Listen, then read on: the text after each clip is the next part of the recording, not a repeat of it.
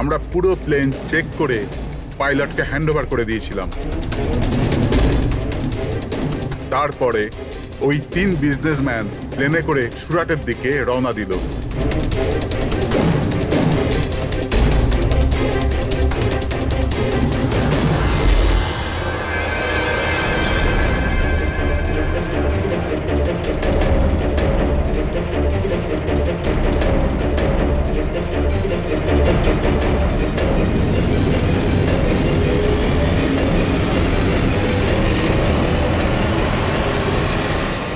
Sir, আমরা take অফের permission রেডিওর ফ্রিকোয়েন্সি থেকে পাই, মেন টাওয়ার থেকে।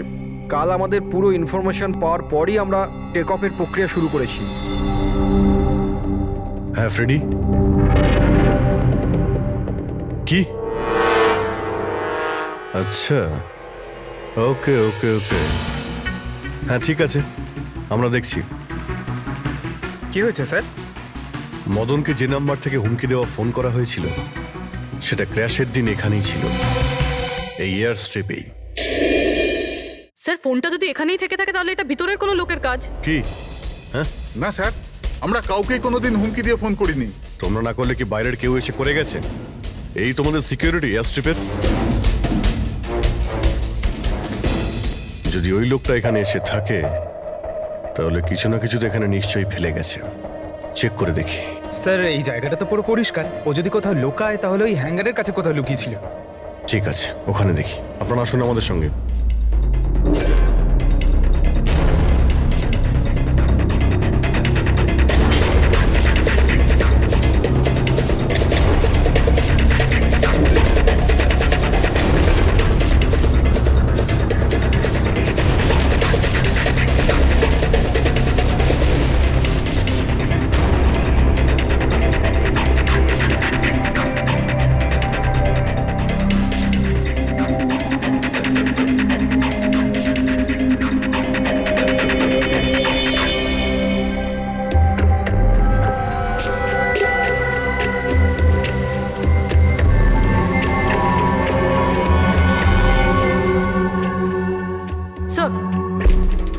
স্যার, একটা ভাঙা ফোন পেয়েছি। স্যার, আমার মনে হয় হুমকি দেওয়ার জন্য এই ফোনটাই ব্যবহার করেছিল। হতে পারে, ইউজ করে ভেঙে দিয়েছে। রেখে দাও, কিছু প্রমাণ তো নিশ্চয়ই পাওয়া যাবে। কোথায় পেলে তুমি এটা? স্যার, ওখান থেকে। স্যার, এখানে।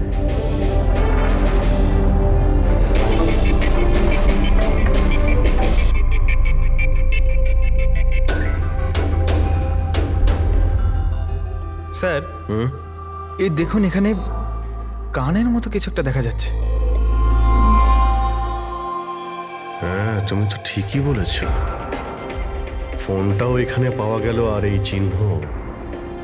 এমনটা নয় তো যে ওই অপরাধী এখানে হেলান দিয়ে ফোনে কথা বলছিল আর আমাদের জন্যে ও প্রমাণ রেখে গেছে এখানে। একটা কাজ করো, এর ছবি তুলে নাও। স্যার, কানের চিহ্ন দিয়ে কিছু বোঝা যাবে? আরে কিছু না কিছু তো পাওয়া যাবে। ডক্টর সালুকাকে দেব, উনি শিওর কিছু করবেন।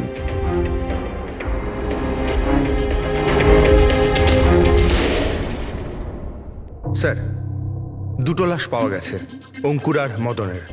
অঙ্গদ আর মদন। আচ্ছা, সুমিত আর ওই প্লেনের পাইলট? খোঁজ চলছে স্যার, এখনো কোনো খবর পাওয়া যায়নি। আপনারা প্লিজ কাঁদবেন না, একটু শান্ত হন। দেখুন, আমি আপনাদের কথা দিচ্ছি, আপনাদের স্বামীকে যারা খুন করেছে তারা আমাদের হাত থেকে বাঁচতে পারবে না। স্যার, হ্যাঁ স্যার, এই ফোনটা পেয়ে গেছি, যে ফোন থেকে হুমকি দেওয়া ফোনটা করা হয়েছিল। কিন্তু স্যার, আমরা ওখানে পৌঁছানোর আগেই খুনি এই ফোনটা ভেঙে দিয়েছে, যাতে আমরা ওর অবধি পৌঁছতে না পারি। স্যার, আমরা জানি এটা কে করেছে। চেনেন আপনারা? কে কে খুন করেছে? রণদীপ আর শশী। রণদীপ আর শশী কারা? হ্যাঁ স্যার, এই দুজন বিল্ডার্স। এরা চাইতো না যে আমাদের 3 জনের স্বামী এই ডিলটা করুক। জানতাম, আমরা জানতাম যে এই ঘটনার পুরো দোষ আমাদের ঘাড়েই চাপানো হবে। আপনাদের পরিচয়? স্যার, এরাই দুজন হলো সেই খুনি, রণদীপ আর শশী।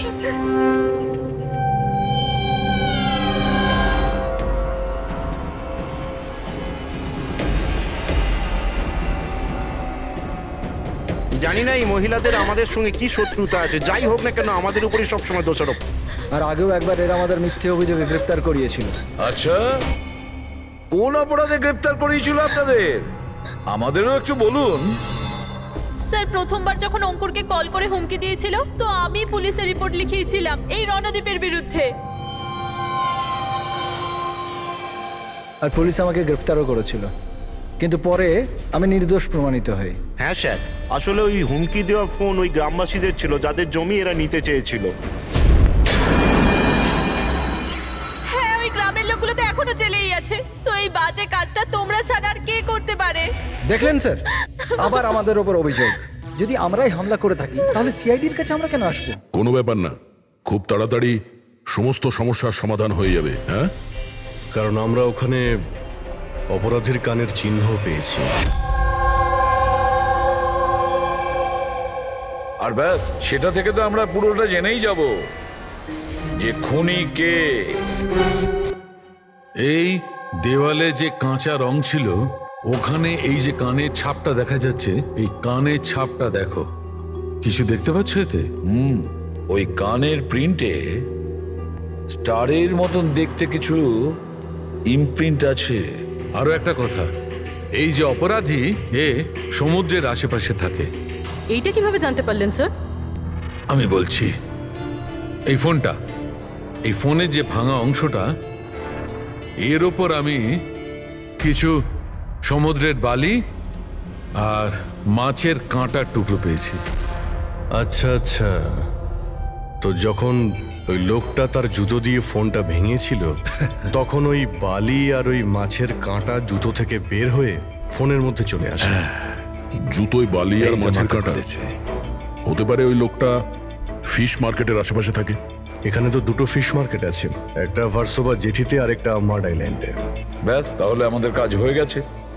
এই দুটো ফিশ মার্কেটে গিয়ে খোঁজ নাও, আর দেখো এমন কেউ আছে যে কানের মধ্যে স্টারের শেপের ইয়াররিং পড়েছে।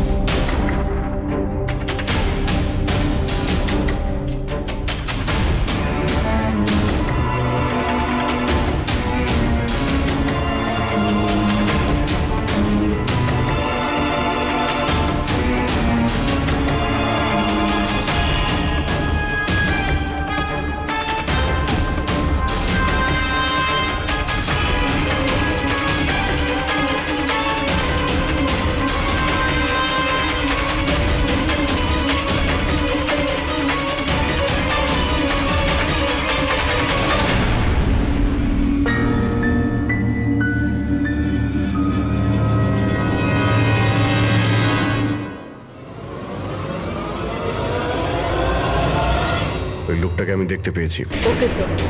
সবাই চলে এসো। Okay sir.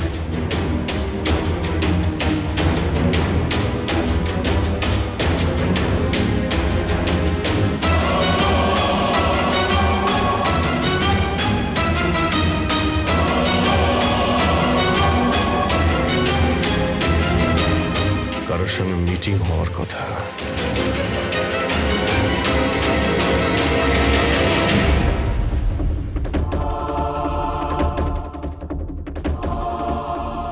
এই লোকটা কে চিনতে পারছি না তো।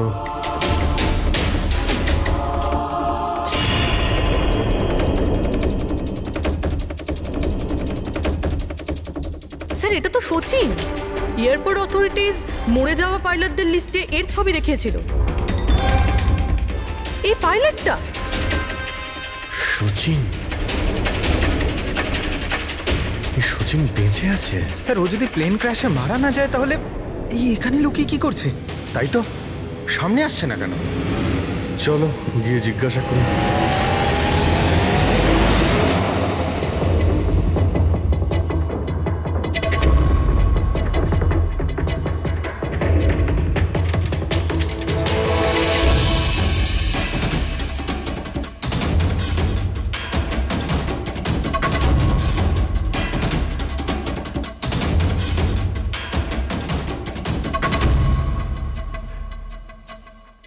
স্যার।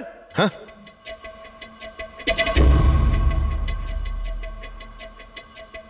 স্যার এ তো মারা গেছে। মারা গেছে? ওই দেখুন স্যার, সচিন পালাচ্ছে।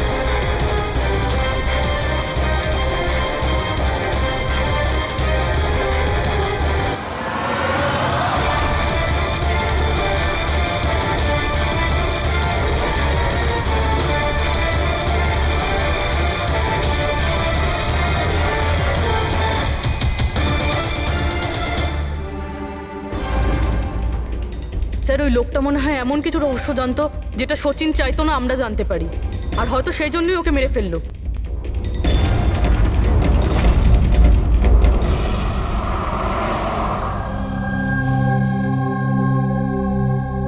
স্যার,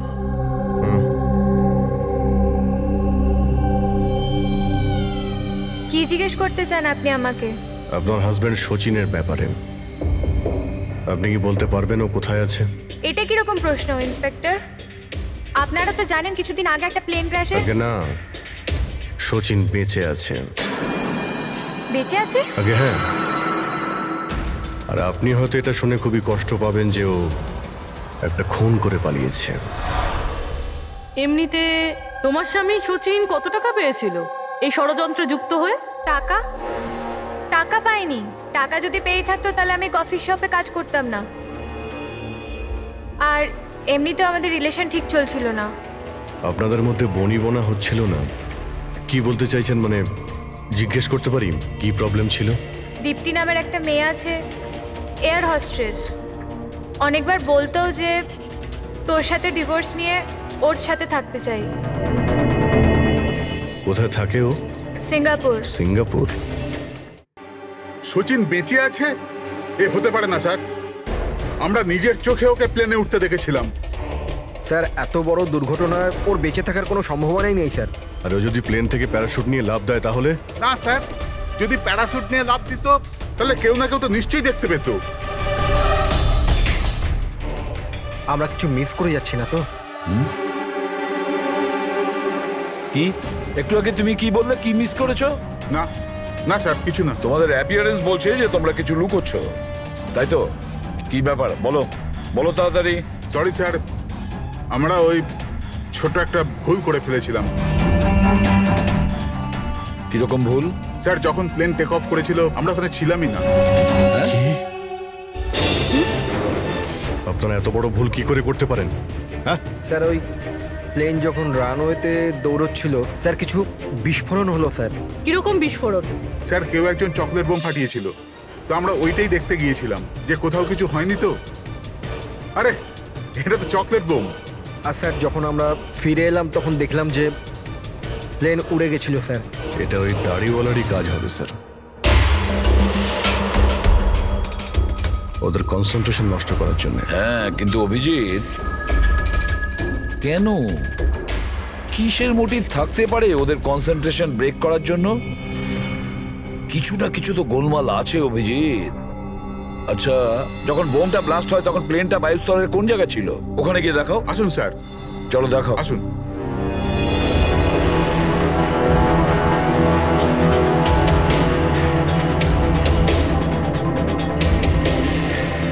এক মিনিট অভিজিৎ, এ তো রক্ত, শুকিয়ে যাওয়া রক্ত। স্যার রক্তের রং দেখে মনে হচ্ছে খুব বেশি পুরনো নয়, আজ বা কালকেরই। এই রক্ত কার রক্ত? এটা এখানে এলো কি করে? জানি না স্যার। জানি না? সব প্রশ্নের একটাই উত্তর তোমাদের, জানি না। তাহলে জানোটা কি তোমরা? স্যার এয়ার স্ট্রিপের রক্ত মানে কিছু না কিছু হয়েছিল এখানে।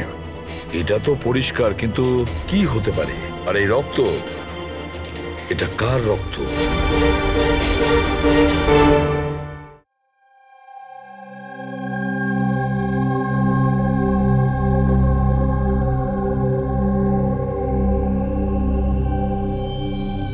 বস, জানতে পেরে গেছি ওই এয়ার স্ট্রিপে যে রক্ত ছিল ওটা কার?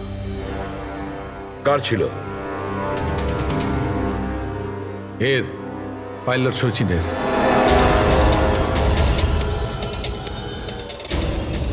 পাইলট সচিনের রক্ত? কিন্তু ওর আঘাত লাগলো কি করে, কখন? স্যার, যখন আমরা ওকে জেটিতে দেখেছিলাম তখনও একটা স্লিং ব্যান্ডেজ পড়েছিল, আর ওর হাতে ব্যান্ডেজও বাঁধা ছিল। কিন্তু ইঞ্জিনিয়ার আমাদের এটা বললো যখন সচিন টেক অফের জন্য যাচ্ছিল ও একদমই ঠিকঠাক ছিল, ওর হাতে কোনো রকম ব্যান্ডেজই ছিল না। এটার একটাই মানে দাঁড়ায় অভিজিৎ, সচিনের আঘাত এয়ার স্ট্রিপের সময়ই হয়েছে। প্লেনটা টেক অফ হওয়ার আগেই সচিন এয়ার স্ট্রিপে পড়ে যায়, আর ওর তখনই আঘাতটা লাগে। ঠিক এইরকমই হয়ে থাকবে বস, কারণ এই জন্যে সচিন প্লেন ক্র্যাশে মারা যায়নি, কারণ সচিন প্লেনে ছিলই না। কিন্তু ডক্টর সালুখে, কেউ তাহলে সচিনকে প্লেন থেকে লাফাতে দেখেনি কেন? আরে ওই দাঁড়িয়েওয়ালা ওখানে বাজি ফাটিয়েছিল না ওদের সরানোর জন্য। এগুলো সব সচিন আর ওই লোকটার প্ল্যান ছিল।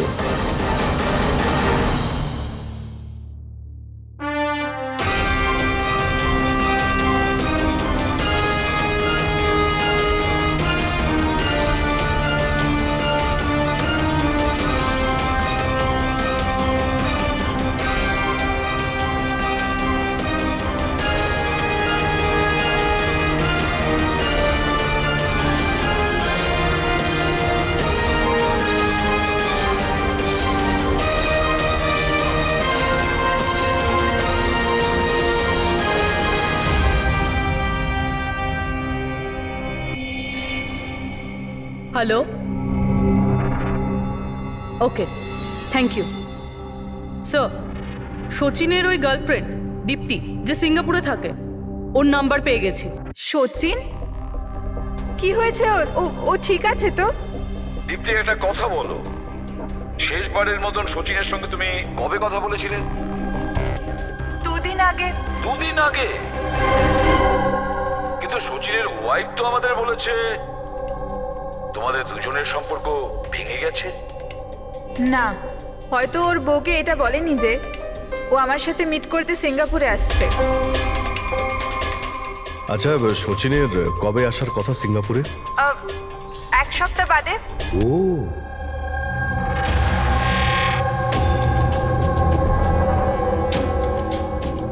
আচ্ছা, আর কি কি কথা হয়েছে তোমার সঙ্গে 2 দিন আগে? ও বলছিল যে ও অনেক টাকা পেতে চলেছে, আর তারপরে আমরা দুজনে নতুন জীবন শুরু করতে পারি।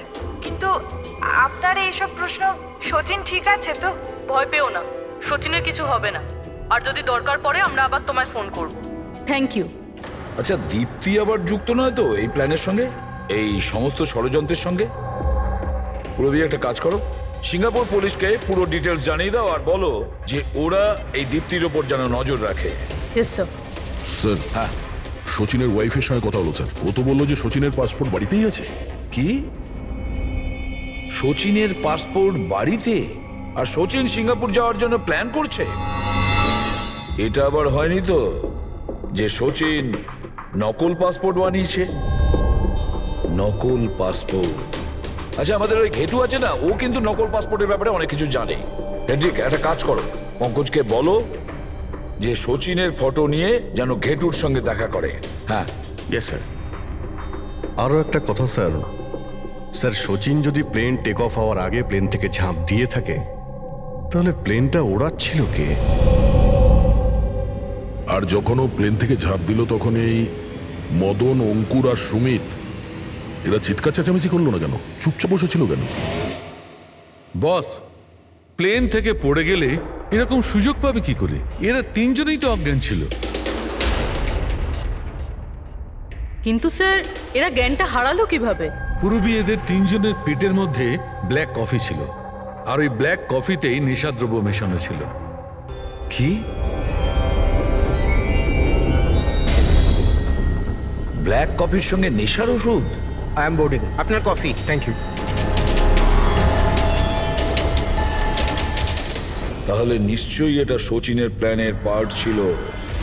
স্যার, একটা প্রশ্নের উত্তর এখনো পাইনি। বিনা পাইলট নিয়ে প্লেনটা উড়ল কিভাবে? এর উত্তর হলো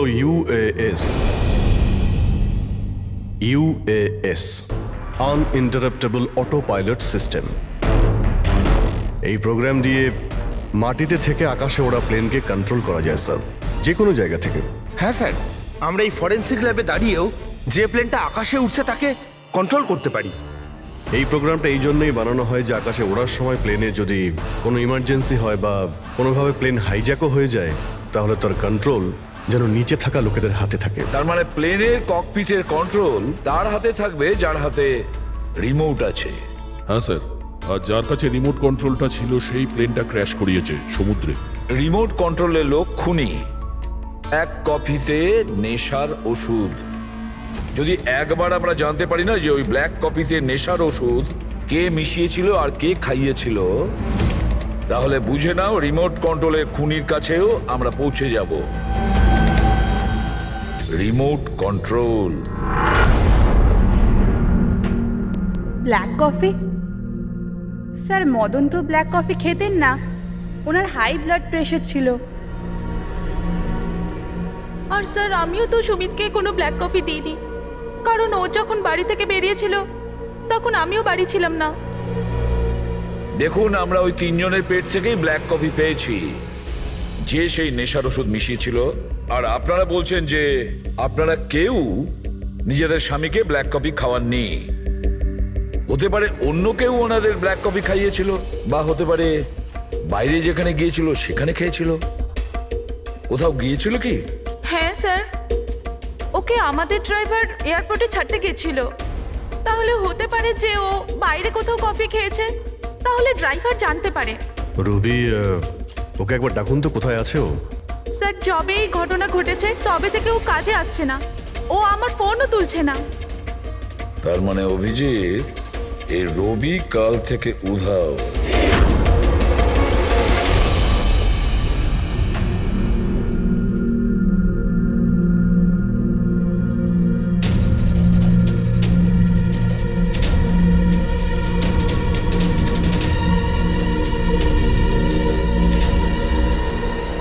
শ্রয়ান, প্লিজ একটু দেখি তো কি হয়েছে এখানে।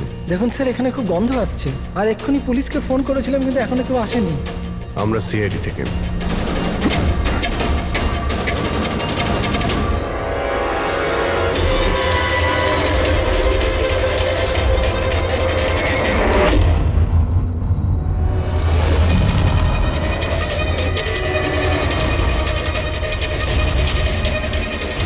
স্যার, আরও একটা খুন।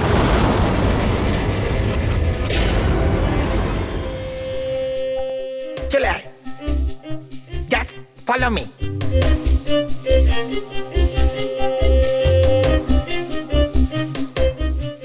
পঙ্কজ, চুপচাপ আমার পেছন পেছন চলতে থাকবি যতক্ষণ আমি এখানে আছি। তোর ঘাবড়ানোর কোনো দরকার নেই। এই যে ঘেটু, আমি না ভয় পাই না, আমি একজন সিআইডি অফিসার। চুপচাপ চল, ফলো মি, ওইদিকে চল।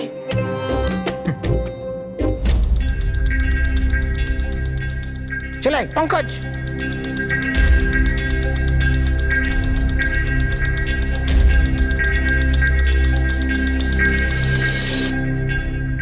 কি বন্ধু, শুনেছি তুমি খুব সুন্দর পাসপোর্ট বানাও।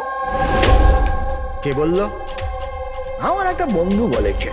বন্ধু? কে বন্ধু? না, আমি চিনি না একে।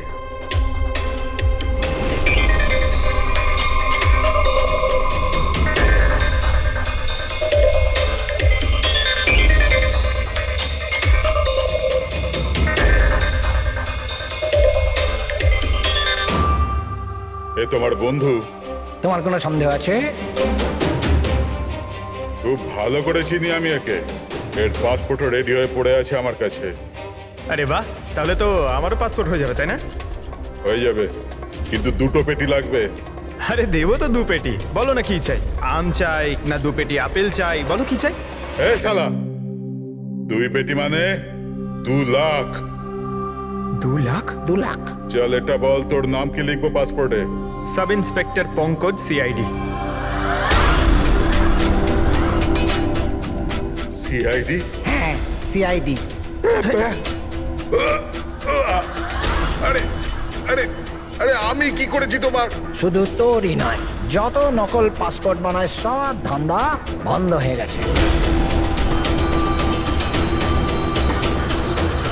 যে প্রশ্নগুলো আমি করব সব কটা সত্যি সত্যি উত্তর দিবি, না হলে 2 লাখ বার উঠবস করাবো, বুঝেছিস? জিজ্ঞেস করো কি করবার আছে। ওর নকল পাসপোর্ট নিতে কখন আসবে?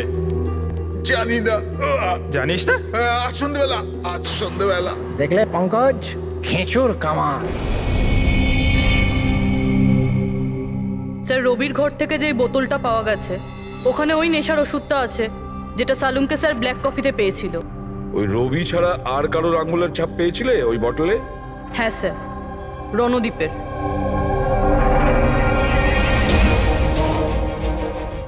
রণদীপ, এই রণদীপ বিউরোতে এসে চেঁচিয়ে চেঁচিয়ে নিজেকে নির্দোষ প্রমাণিত করতে চাইছিল না?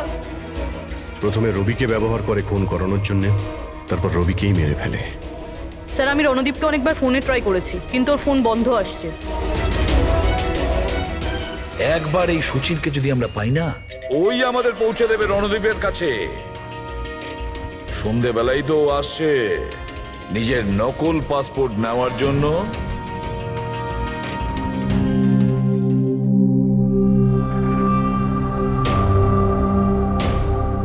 আমার পাসপোর্ট রেডি আছে? হ্যাঁ, তুমি এক কাজ করো, তোমার পাসপোর্ট ওর থেকে নিয়ে নাও, ওর কাছে আছে।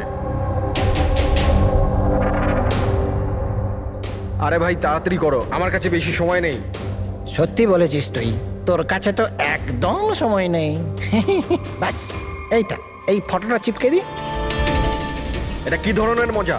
মজা নয়, এটা সিআইডির উপহার। সিআইডি? বল, ওই প্লেন ক্র্যাশটা কি করে করেছিলি তুই?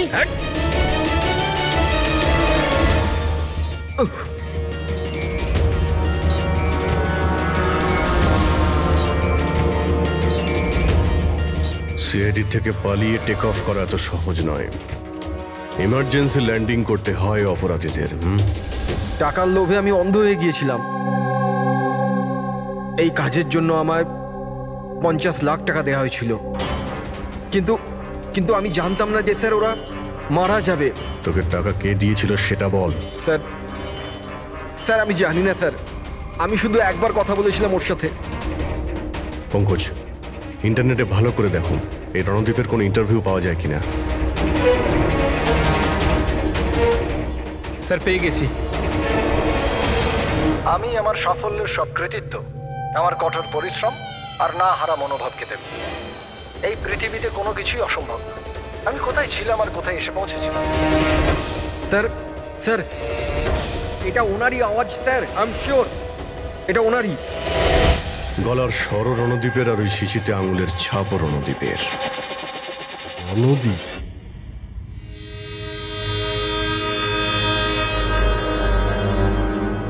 স্যার, সামনে গিয়ে রাইটে। স্যার, এই রণদীপের ফোন তো অফ বলছে, ওর লোকেশন কি করে ট্র্যাক করব? আরে ফোন বন্ধ তো কি হয়েছে পঙ্কজ, ওর ভিডিওটায় মনে আছে? ওই ভিডিওটার মধ্যে ওর হাতে একটা ব্রেসলেট পড়েছিল। আমি ওই ইন্টারভিউ দ্বিতীয়বার চেক করেছি। কিন্তু স্যার, ব্রেসলেট দিয়ে লোকেশন কি করে ট্র্যাক করব? পঙ্কজ, ওটা কোনো অর্ডিনারি ব্রেসলেট নয়। ওই ব্রেসলেটে জিপিএস ট্র্যাকিং লাগানো আছে। আর এরকম ব্রেসলেট বেশিরভাগ টাইপ 1 ডায়াবেটিসের লোকেরাই পরে। ব্রেসলেটে জিপিএস থাকে স্যার? হ্যাঁ, তার কারণ হলো যে ওর শরীর যদি কোনো সময় খারাপ হয়ে যায় বা ওর মাথা ঘুরে যায়, তাহলে ওর পরিবারের লোকেরা জিপিএস এর সাহায্যকে সহজেই ট্র্যাক করতে পারবে। কিন্তু স্যার, এই জিপিএস বলছে রণদীপ কুন্ডু বাড়িতে আছে।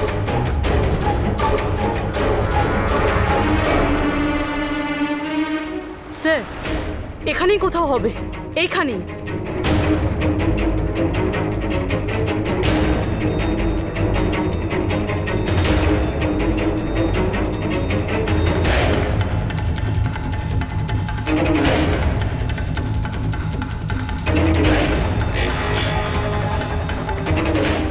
এইদিকে স্যার।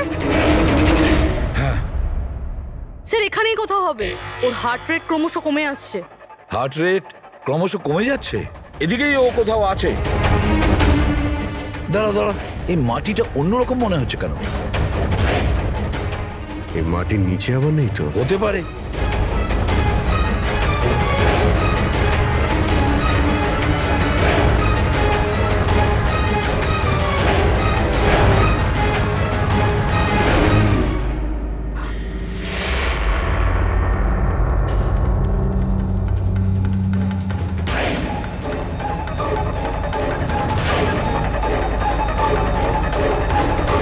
মাই গড, বেঁচে আছে স্যার।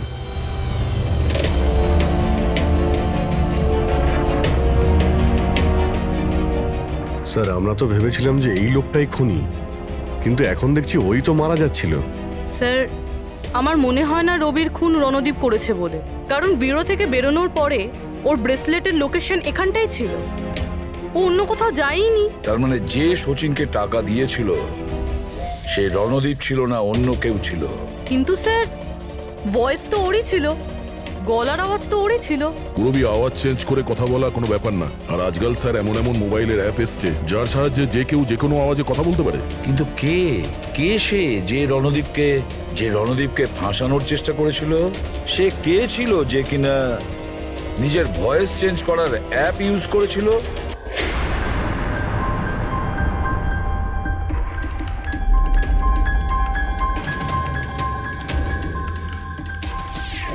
চিয়ার্স। হ্যাঁ চিয়ার্স চিয়ার্স। আসুন আসুন আসুন। অভিনন্দন আপনাকে। অভিনন্দন? কিসের জন্য? ওই অ্যাপের জন্য। ওই অ্যাপ যেটা আপনাদের কোম্পানি বানিয়েছে, যেটা দিয়ে যে কোনো মানুষ তার নিজের ভয়েস চেঞ্জ করতে পারে। মানে? হ্যাঁ একবার শুনবেন। তোমাকে তোমার অপরাধের জন্য এবার জেলে যেতে হবে। তোমার অপরাধের জন্য এবার জেলে যেতে হবে। এটা কি ধরনের মজা? এটা মজা নয়। এই ডিভাইস দিয়েই তুমি রণদীপকে ফাঁসানোর চেষ্টা করেছিলে, তাই না? পুরবি অ্যারেস্ট করো একে। চলুন ম্যাডাম।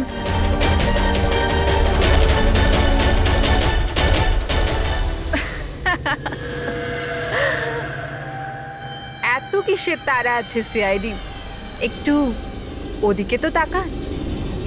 এই ছেড়ে দাও ওকে। বোকামি করো না। এই ছেড়ে দাও এদের।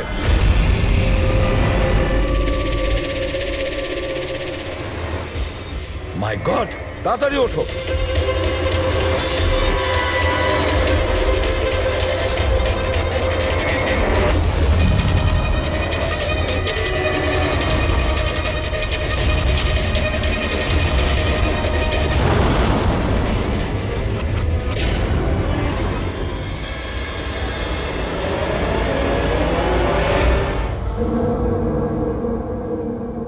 Good bye CID.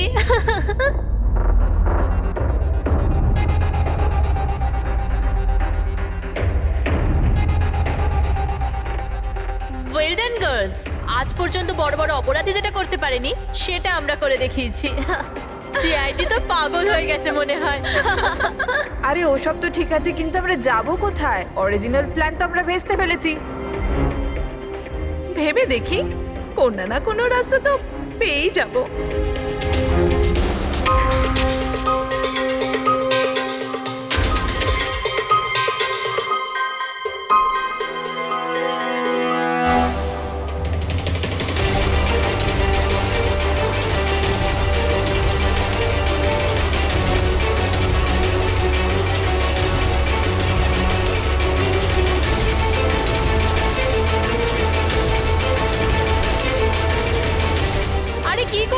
কিরকম ভাবে প্লেন ওড়াচ্ছিস তুই?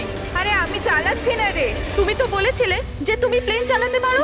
আরে আমি এটা করছি না, এটা নিজে থেকে হচ্ছে। ও নো, প্লেন তো নিচে যাচ্ছে।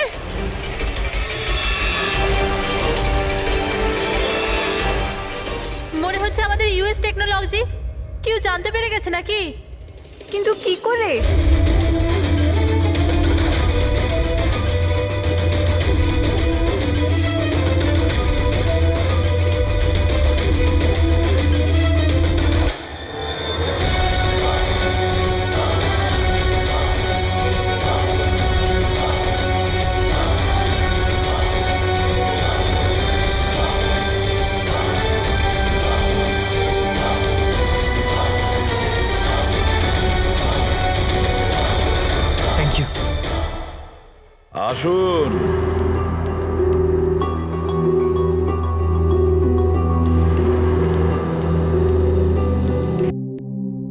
যে দেশে মহিলারা স্বামীর দীর্ঘ জীবনের জন্য ব্রত রাখেন, সেখানে আপনারা তিনজন মিলে আপনাদের স্বামীদের খুন করে দিলেন। নিশ্চয়ই কোনো উপযুক্ত কারণ ছিল এর। হ্যাঁ, কারণ ছিল। আমাদের হাজবেন্ডরাও ধোয়া তুলসী পাতা ছিল না। হ্যাঁ, লোকেদের কাছে তো এমন দেখাতো যে ওরা আমাদের খুব ভালোবাসে, কিন্তু বাড়িতে কিছু অন্য গল্প হতো। না আমরা কোনো ভালোবাসা পেলাম আর না কোনো সম্মান। অঙ্কুর তো কতবার রিয়ার উপর হাতও তুলেছিল, হসপিটালেও ভর্তি হতে হয়েছিল ওকে। এই সব থেকে বিরক্ত হয়ে আমরা আমাদের স্বামীদের কল করে হুমকি দিচ্ছিলাম, আর ভাবলাম সুযোগ ভালো আছে, তাই আমরা ওদের মেরে ফেললাম।